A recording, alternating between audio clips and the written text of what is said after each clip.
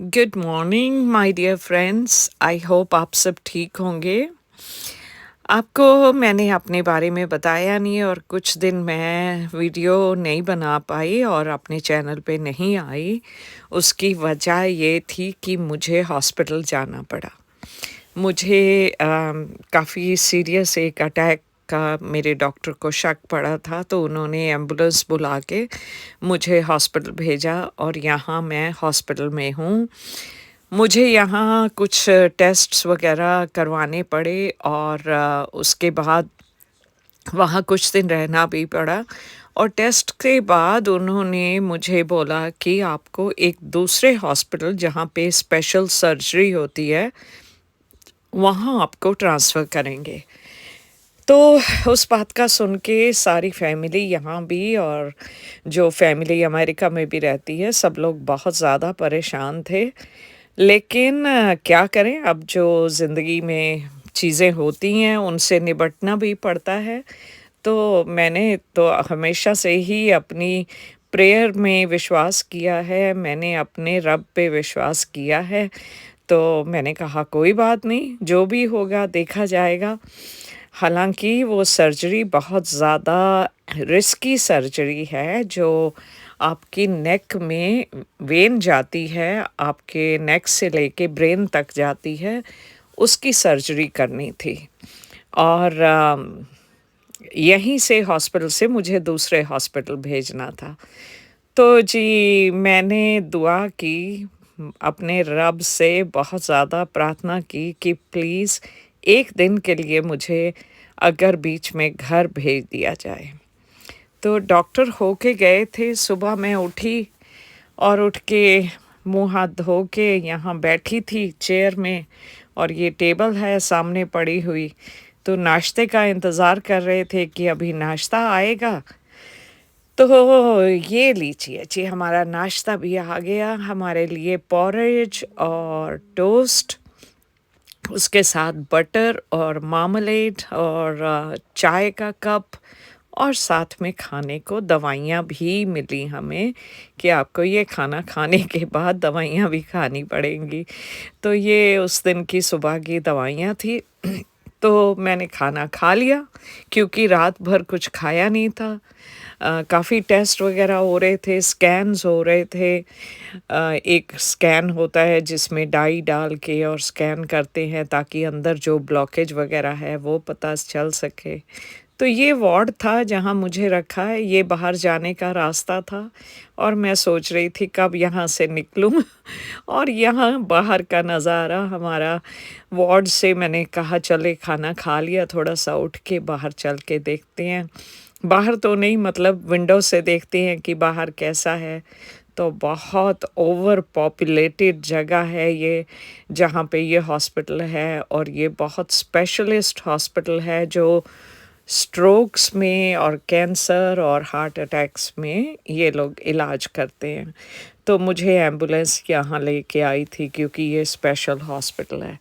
और उसके फिर मुझे थोड़ी देर बाद ही डॉक्टर दोबारा आया देखने और कहता है जी, आप घर जा सकते हैं क्योंकि वो दूसरे हॉस्पिटल वाले कह रहे हैं हम खुद स्कैन करेंगे और उसके बाद पेशेंट को हम खुद देखेंगे। तो आप इस वक़्त घर जाइए और कल सुबह आपको दूसरे हॉस्पिटल जाना है। तो मेरा बेटा मुझे लेने आया और मैं अपने बेटे के साथ फिर घर चली गई। नेक्स्ट डे हॉस्पिटल जाके वहाँ पे भी स्कैन करवाई और देखें, बेशक इंसान कितना बुरा हो, चाहे कुछ भी, कितने ही उसने गुनाह किए हों, लेकिन उसका रब उसका दिल जानता है और वो उसकी सुनता है। जहाँ मुझे पहले बताया गया कि मेरी नेक की जो वेन है वो 75% ब्लॉक है, लेकिन एक मुझे घर जाने की छुट्टी मिल गई और दूसरा जो दोबारा वहाँ पे टेस्ट हुआ तो 40% के करीब मेरी नस वो ब्लॉक है, जिसमें ऑपरेशन करने की ज़रूरत नहीं है। लेकिन अब आगे जो टेस्ट होने हैं वो हार्ट के टेस्ट हैं उसमें मुझे हार्ट को मॉनिटर करेंगे और फिर बताएँगे कि अगर कहीं पे स्टंट डालने की ज़रूरत है, वो छोटा-सा होता है, कोई बात नहीं, जहाँ इतने बड़े मसलों से मेरे रब ने मुझे निकाला है, बाकियों से भी निकालेगा। लेकिन कहने वाले कहते हैं आंटी अब आपकी उम्र भी तो हो गई है ना, क्योंकि सबको पता है अब 70 साल की हो गई हूँ। लेकिन ये लोग नहीं जानते कि हमारे घरों में लोग मेरे पापा के अंकल 120 साल उनकी उम्र थी और मेरे बाकी भी बुज़ुर्ग जो पहले चले गए हैं 90-90 साल, 95 साल, 96 साल, इतनी तो आम उम्र रही है। लेकिन ये उम्र होनी ना होनी ऊपर वाले के हाथ में है, हमारे कर्मों के ऊपर है और मुझे सब कुछ मंज़ूर है जो मेरा रब मुझे मेरी झोली में डाले।